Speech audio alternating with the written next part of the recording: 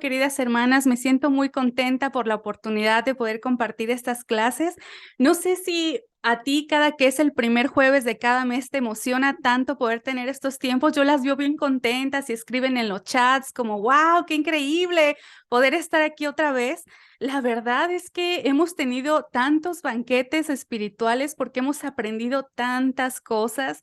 Yo cada que terminan las clases es como, ay Señor, ¿cómo sabías que ocupaba esto? ¿O cómo sabía esta hermana que mi corazón necesitaba esas escrituras?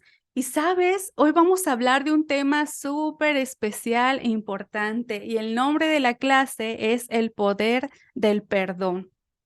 ¿Qué es el perdón y en qué consiste? Te podrás preguntar. Como discípulas, sabemos que el perdón es una acción que estamos haciendo repetidas veces durante nuestra vida cristiana. Consiste en absolver y disculpar a alguien que tenga una culpa, una ofensa o un delito. Como hijas de Dios conocemos las dos caras del perdón. La primera es cuando nos arrepentimos de nuestros pecados y buscamos el perdón y la misericordia de Dios. Y la otra es cuando Él nos manda a perdonar a aquellos que nos han ofendido. El peso del pecado, querida hermana, es una carga pesada y tortuosa, llena de culpa y de recriminación, que nos sentimos indignas y no tenemos la confianza de acercarnos a orar a nuestro Padre. Sentimos, ¿será que todavía me quiere? ¿Será que todavía soy santa para Él? Saber y reconocer que hemos pecado contra Dios es algo muy doloroso, pero gracias a la expiación de Jesús, hoy tú y yo podemos recibir el perdón de nuestros pecados por medio de un arrepentimiento genuino y de corazón. Vamos a ir a la Biblia, al libro de Isaías, capítulo 43, versículo 25, y dice, yo soy el que borró tus transgresiones por amor a mí mismo, y no recordaré tus pecados. ¡Wow! Dios no rechaza un corazón arrepentido. Imagínate el nivel de perdón que tiene nuestro Padre para decir que Él no recuerda nuestros pecados.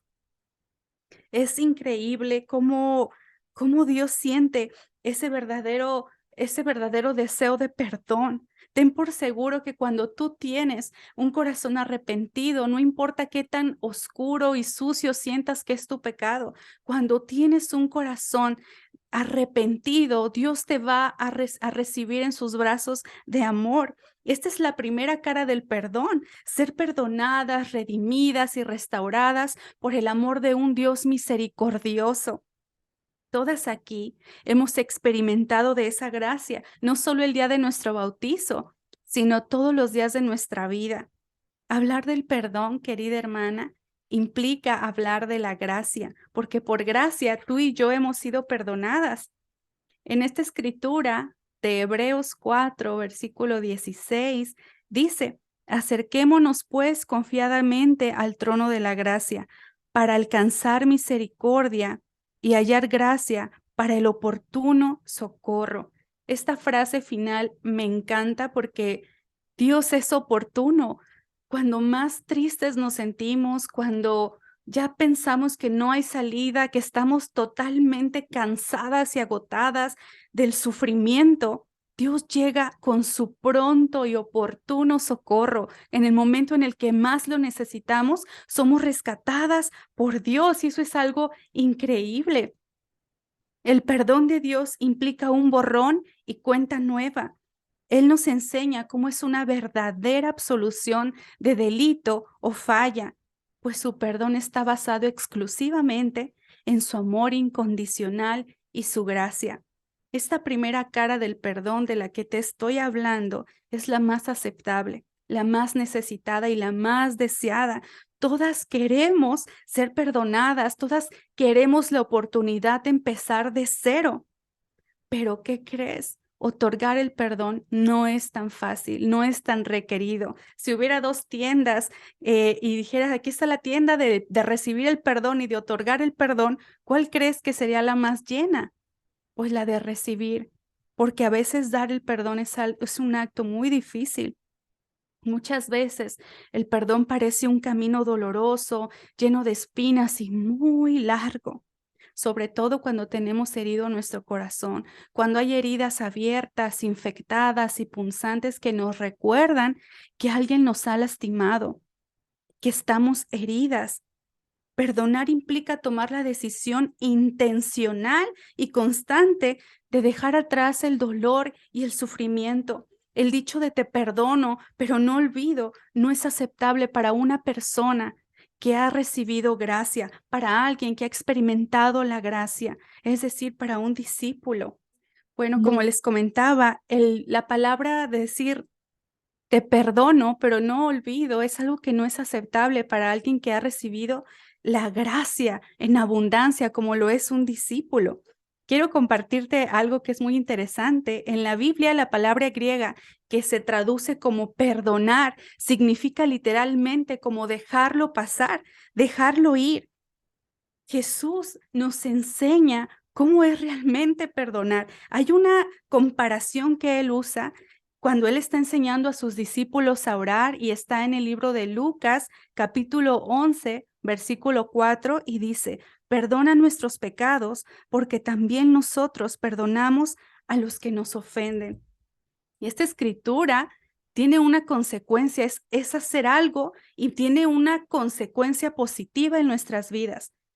Dice que es como decir, Señor, perdónanos, porque tú sabes que yo perdono como de la medida que tú me has perdonado, porque soy compasiva y misericordiosa con las personas que me lastiman, porque de ti lo he aprendido. Dice, perdónanos nuestros pecados como nosotros perdonamos a todos los que nos ofenden. Quiere decir que esto es una petición para alguien justo, alguien que está cumpliendo con lo que ha visto, con lo que le ha enseñado el Padre.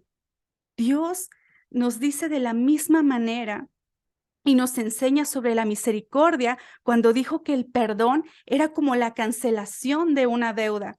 ¿Has leído alguna vez esta escritura? Yo creo que sí, está en el libro de Mateo, capítulo 18, versículos del 23 al 35, y te pido que por favor me acompañes a la Biblia. No lo pude poner ahí porque estaba demasiado largo el texto, pero acompáñame a leerlo.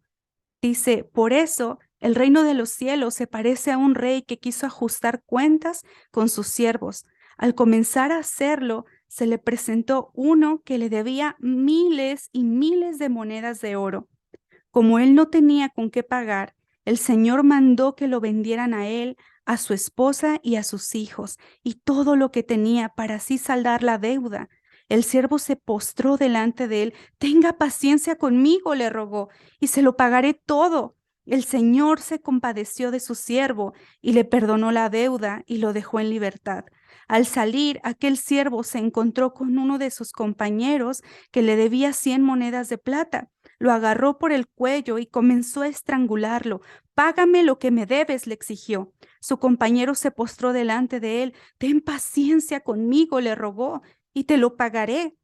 Pero él se negó. Más bien fue y lo hizo meter a la cárcel hasta que pagara la deuda. Cuando los demás siervos vieron lo ocurrido, se entristecieron mucho y fueron a contarle a su señor todo lo que había sucedido.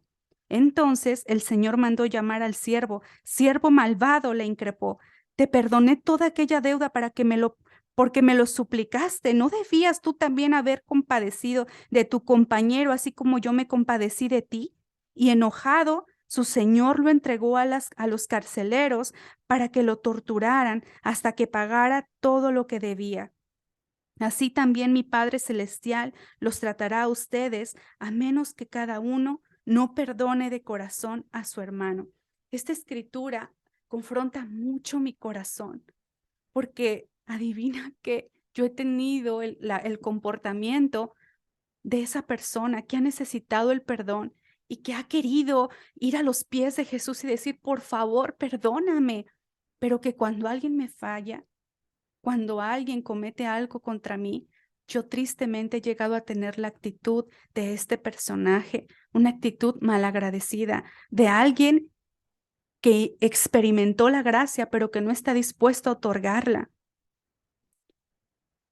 Es difícil, especialmente cuando uno está pasando por un periodo de dolor y ese dolor te engaña y te hace creer que tienes la excusa y el derecho de no perdonar, porque estás tan herida, porque es que se pasaron contigo, porque no se vale. Entonces está bien que lo odies. Y quiero abrirte mi corazón en algo que yo aprendí con el tiempo.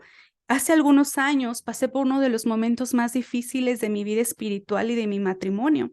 Eran tiempos donde no veía una salida, me sentía acorralada, me sentía triste, tenía pensamientos que no eran buenos para mí por causa de una persona dentro de la iglesia, uno de mis hermanos. Esta persona estaba pecando contra mí y hacía cosas que me lastimaban, decía que yo no era una buena ayuda idónea para mi esposo, que yo no era una buena ayuda en cuanto al ministerio hablando, y me comparaba constantemente con mis compañeros ministros y eso me lastimaba mucho. Me hacía comentarios despectivos y ponía en tela de juicio mi inteligencia, mi espiritualidad y mi madurez. El daño que esta persona me hacía comenzó a escalar de manera considerable y había muchas peleas en mi matrimonio porque esta persona estaba contaminando a mi esposo y metiéndole ideas de que yo no lo iba a llevar a crecer espiritualmente, que yo necesitaba ser más extrovertida, que yo necesitaba ser más abierta y tener un corazón misionero y hacer cosas. Como los hacían antes, ¿no? Y yo recuerdo que esta persona me hacía sentir tan chiquita, me hacía sentir tonta, me hacía sentir que no merecía el amor de Dios, me hacía dudar si realmente yo era una discípula, porque él no había algo que pudiera yo complacerlo o con mi servicio o con mi vida. Él siempre tenía un pero para mí. Y lo peor de todo es que lo decía a los demás y lo decía a mi esposo, el grado de que ya no nos llevábamos bien con mi esposo y teníamos hasta la idea de separarnos porque era como es que no le echas ganas y es que tienes que bautizar a tanta gente y no lo estás haciendo. Y yo decía, sí es cierto, porque si yo tuviera a Dios en mi vida, ya tendría a 10 bautizos y ya tendría, no sé, ese carácter extrovertido del que me están pidiendo. Entonces yo no podía eh, asimilar que realmente yo fuera buena y entonces yo empecé a pensar, sí, yo no soy buena esposa, yo no soy buena discípula, yo no soy hija de Dios. Esta persona estaba ensañándose conmigo y desquitándose conmigo, poniendo como excusa lo espiritual y lo religioso. Y realmente me sentía tan enojada, me sentía sola, me sentía confundida y enojada con Dios y la iglesia, porque yo decía, no puedo concebir cómo alguien que dice ser un discípulo, que tiene a cargo a tantas personas, pueda hacer tanto daño y no pensar en las consecuencias de sus palabras. Pasé un año y medio soportando esa situación hasta que llegó un punto en mi vida donde yo me sentía tan mal y empecé a enfermarme, me dio depresión, me dieron migrañas, me dieron dolores crónicos de espalda, insomnios y emocionalmente empecé a caer mi rendimiento como ministerialmente hablando y ya no era la misma, me sentía como un zombie, me sentía no sirvo para nada, no sirvo para esto y llegó un momento donde yo ya no podía más. Y le oré a Dios y le pedí, por favor, que nos sacara de ese lugar, que nos llevara a un lugar donde pudiera yo realmente sentirme plena, sentir que le servía, sentir que era valorada, que era aceptada y no recalcarme errores o cosas que había cometido en el pasado. Y realmente esa escritura que te comentaba al principio, cuando Dios llega en el oportuno socorro, es verdad, porque yo me sentí así, que Dios llegó oportuno en mi socorro, en mi ayuda. Y gracias a Dios, mi esposo y yo pudimos como arreglarnos y fortalecer nuestra relación y madurar mucho en ese tiempo y pudimos salir, Dios nos llevó a otro lado donde pudimos desarrollarnos espiritualmente, emocionalmente y crecer en todas las áreas de nuestra vida. Y todo comenzó a mejorar en cuanto a mi salud y mi matrimonio. Pero ¿qué crees? Mi corazón estaba lleno de odio hacia esa persona que me había lastimado. Era tanto mi desprecio, hermana, que yo ya lo odiaba, incluso deseaba que se muriera. Ya no era algo saludable, ya no era algo que agradara a Dios, que me hiciera bien. Continué con mi vida, pero con mi corazón enfermo. Mis heridas me gritaban justicia, ojo por ojo, diente por diente, exhíbelo, denuncia todo lo que pasaste y todo lo que viviste.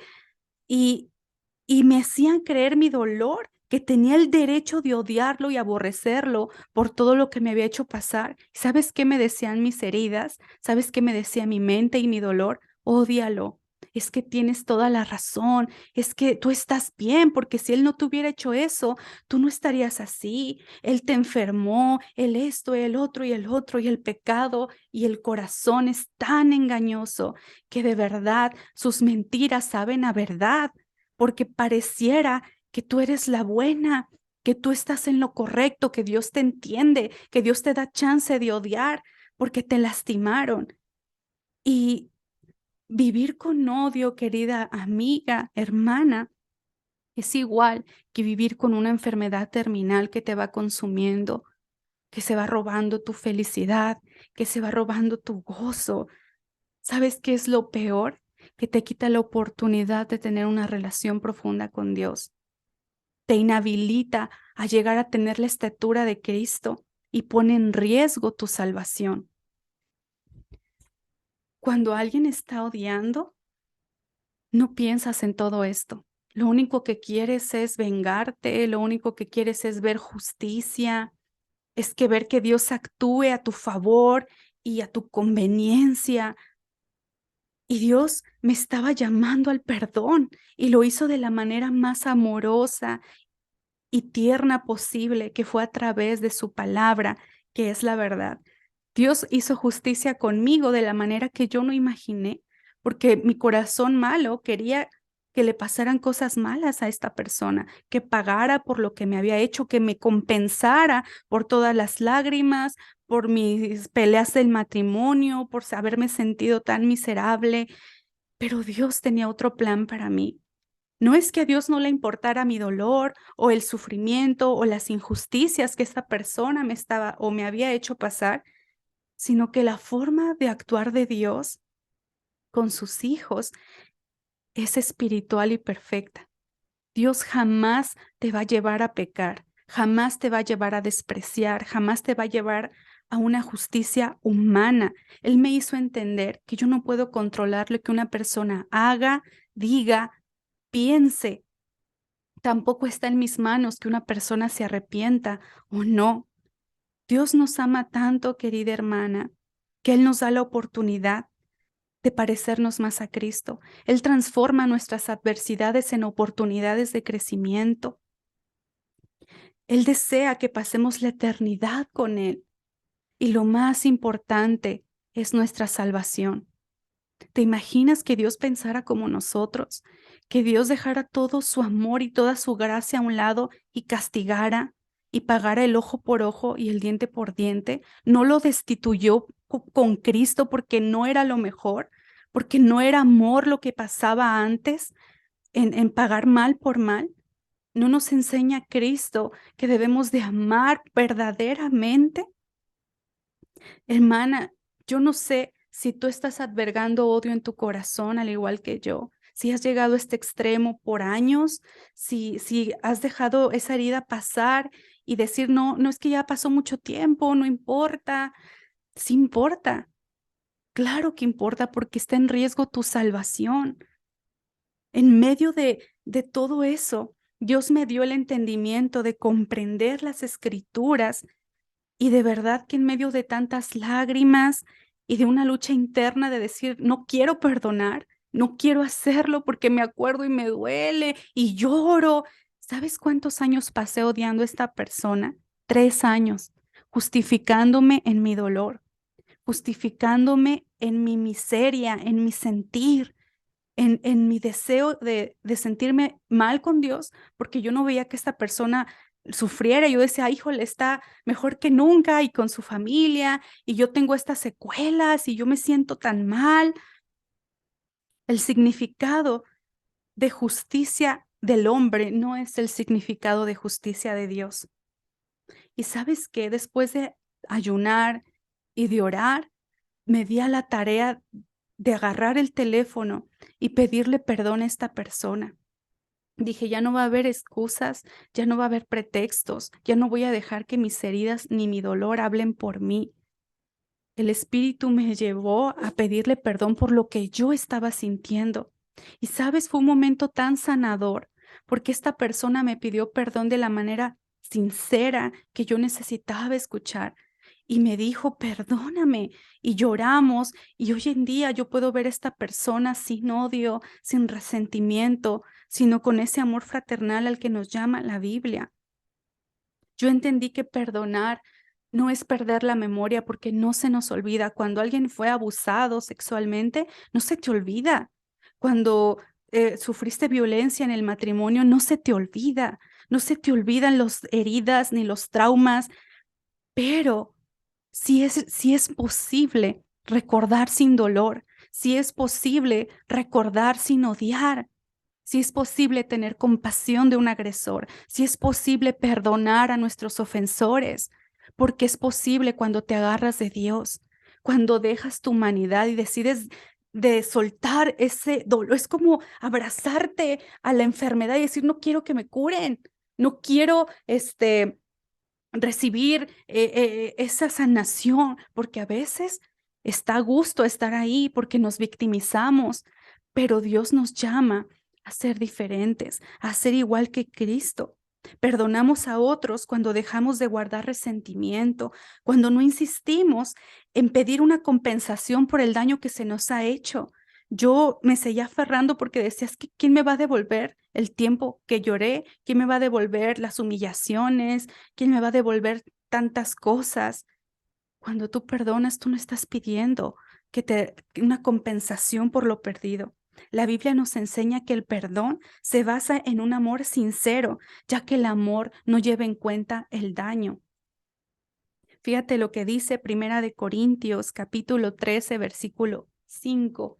El amor es paciente, es bondadoso. El amor no es envidioso, ni jactancioso, ni orgulloso. No se comporta con rudeza, no es egoísta, no se jacta fácilmente y no guarda rencor. Tú dime si Dios realmente no es perfecto. Esto es amar. El acto de perdonar es un acto de amor grandísimo. El no guardar rencor es algo que solamente se logra cuando tienes a Dios. Ahora hay otro punto muy importante y es que perdonar no significa aprobar la ofensa. No está bien que la gente abuse, no está bien permitir el abuso. Isaías capítulo 5, versículo 20 nos dice, hay de los que llaman a lo malo bueno y a lo bueno malo, que tienen las tinieblas por luz y a la luz por tinieblas, que tienen lo amargo por dulce y lo dulce por amargo. Dios condena a todos los que hacen daño y no se arrepienten, aquellos que cometen un pecado de manera intencional y deliberada y se niegan a reconocer su falta. En Proverbios capítulo 28, versículo 13, dice, quien encubre su pecado jamás prospera. Quien lo confiesa y lo deja, halla perdón. Y en Gálatas capítulo 6, versículo 7, no se engaña. De Dios nadie se burla.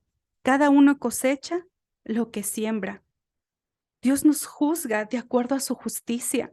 Tiene compasión de los humildes y de los que tienen un corazón arrepentido. Y entonces es cuando Dios les regala el perdón. Pero aquellos que obran mal y lastiman con malicia serán castigados por él. Pero ¿sabes qué? A ti y a mí no nos toca asegurarnos de eso.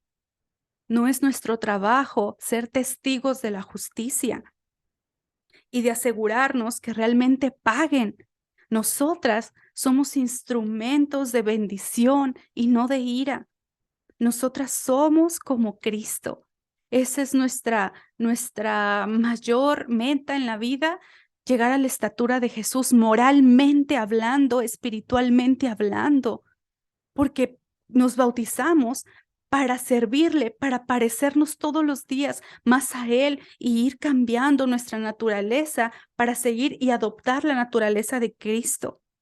Por eso somos bondadosas y compasivas con los que nos ofenden. No somos tontas, somos compasivas porque como hijas de Dios, tú y yo hemos experimentado la gracia de manera abundante, de manera torrencial, no el día que nos bautizamos, sino hasta el día de hoy. Hoy tú eres merecedora y recibiste la gracia porque tal vez pecaste en tu mente, tal vez dijiste algo que no debiste decir, tal vez hiciste algo malo, pero cuando vas con Dios y con un corazón arrepentido, realmente recibes lo que es el perdón.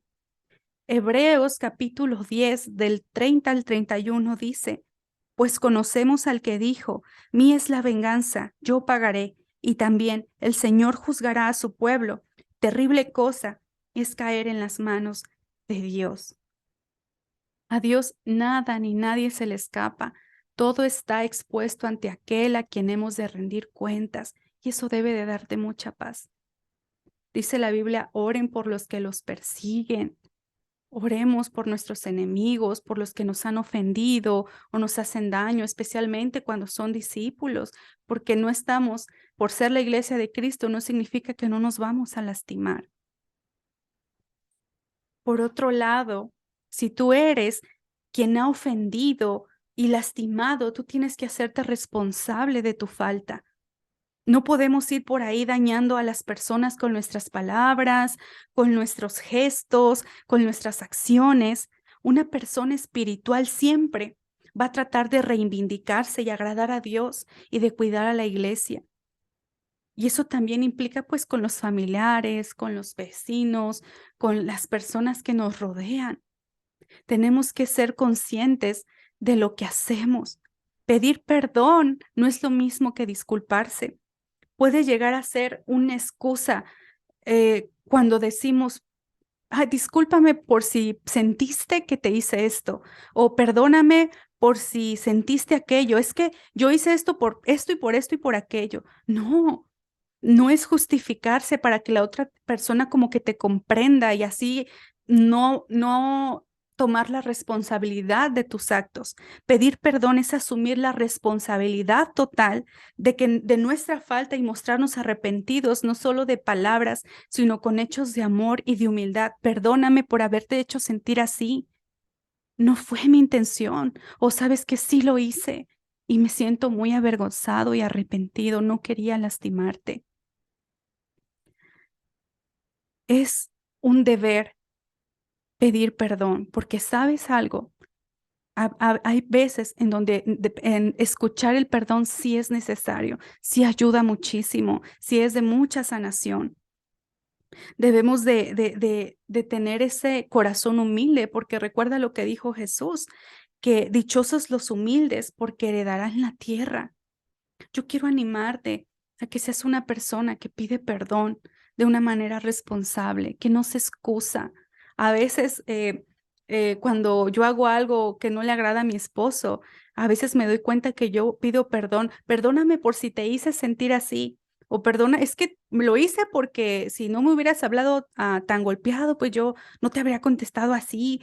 No, perdóname por hablarte así. No estuvo bien porque independientemente de lo que hace la otra persona, yo debo de estar bien con Dios. Ese es mi deber. Si yo no puedo controlar lo que hace, piensa y dice una persona, sí puedo tener control de lo que yo hago, de lo que yo digo y de lo que yo pienso. Y eso es tener madurez espiritual, de poder tener la responsabilidad de asumir las consecuencias de nuestros actos y de tener humildad.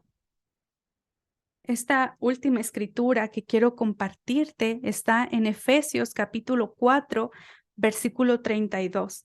Más bien sean ustedes compasivos unos con otros y perdónense mutuamente, así como como Dios los perdonó a ustedes en Cristo. Si aún piensas que pedir perdón es difícil, mira esta imagen y piensa en la cruz. Nuestro Señor era inocente cuando fue clavado en ella. Tú y yo éramos las que debíamos de estar ahí porque las de las deudas éramos nosotras. Teníamos una deuda con Dios muy grande que no era posible pagar. Y Dios se hizo hombre y decidió morir en la cruz en nuestro lugar. ¿Sabes? Algo impresionante fue cuando en su ardor, en su dolor, él dijo: Padre, perdónalos porque no saben lo que hacen. Mientras se repartían sus ropas, mientras lo insultaban, mientras se burlaban de él. Y él aún así pensó en otorgarnos el perdón. Es cuando veo yo la cruz, yo me quedo sin excusas y digo: si Él me ha perdonado tanto y todo el tiempo, ¿cómo yo no voy a perdonar a alguien que me ha lastimado? ¿Cómo yo no voy a pedir perdón si pienso y sé cómo se siente cuando te lastiman? ¿Cómo no voy a pedir perdón? Esto es algo a lo que Dios nos llama, querida hermana. Y esta clase es con el propósito y con el fin de poder abrazar ese perdón y decir: gracias, Señor, por haber muerto por mí, porque no lo merecía y aún así la gracia sobreabundó en mi vida. También es para decir: Señor, quiero aprender a ser humilde y quiero ser de las personas que piden perdón y soy responsable de lo que digo y de lo que hago. Querida hermana, esto es lo que quería compartirte y espero que te haya animado, que haya sido de mucha bendición para ti.